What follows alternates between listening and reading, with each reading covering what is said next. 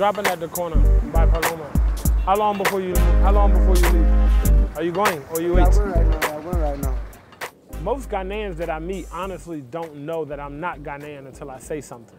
So upon first look, or if I'm dressed a certain way, or if I just got on some super fresh kicks and they looking like they don't sell those here, or you got that Black American swag, then they kind of know.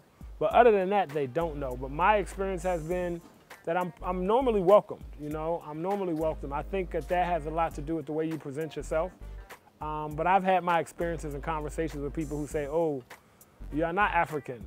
And then I always tell them, I know, I'm a super African. The Year of Return is a program by the Ghana government to welcome the African diaspora back home in commemoration of 400 years since the first documented enslaved Africans' arrival in the United States. I was able to meet the CEO of Ghana Tourism Authority some years ago, and as we began to build a relationship, it was something that I proposed that if Ghana wanted to attract the African diaspora and if they were serious about having Africans in the diaspora come home, then they would present this idea of the Year of Return, which is a year-long celebration of 400 years.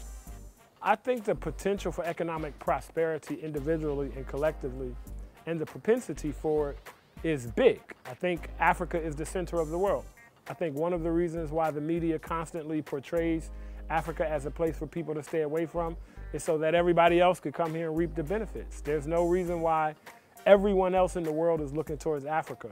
And by 2022, 2025, Africa will have the youngest population on the face of the earth. Africa has the highest birth rate. There's so many things. Africa's rich in the most minerals. And Africa's probably the least developed with the most minerals and resources.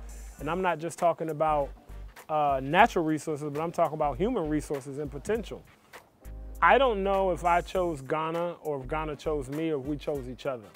You know, I know that Ghana has the most Africans of the diaspora living in country from last count than any other country.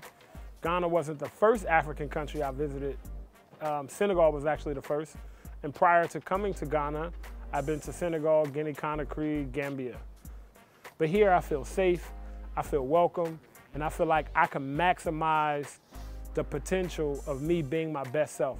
So here I can go out of my way to get my way. And again, it's a place that's developing. You know, the arm of white supremacy or the weight of white supremacy is a little different here, right? It's on the other side of colonization. It's not like in America. So you can realize who you are here. So I'm here for a host of reasons. And you see how good my skin looks? That's because the vitamin D from the sun.